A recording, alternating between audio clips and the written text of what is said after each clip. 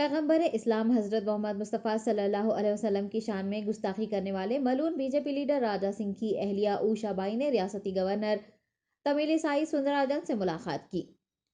Usha by نے راجہ سنگھ کی jail سے رہائی کے لیے گورنر سے نمائندگی کی ہے۔ اس موقع پر تمیل سائی سوندراراجن کو ایک یادداشت پیش کرتے ہوئے ملعون راجہ سنگھ کے خلاف پی ڈی ایکٹ کو منسوخ کرنے کی انہوں نے اپیل بھی کی۔ آپ کو بتا دیں کہ گستاخ رسول بی جے پی لیڈر تقریباً 1 ماہ سے جیل میں محروس ہے۔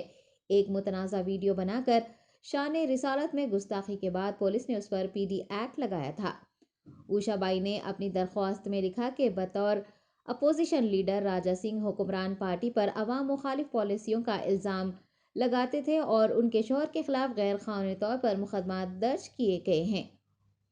اوشا بائی نے اپنی یادداشت میں لکھا کہ تلنگانہ حکومت ایک گروپ کو مطمئن کرنے کے لیے کام کر رہی ہے، لہٰذا راجہ سنگھ پر عائد غیر قانونی مقدمات پر مداخلت کی انہوں نے گورنر سے اپیل کی۔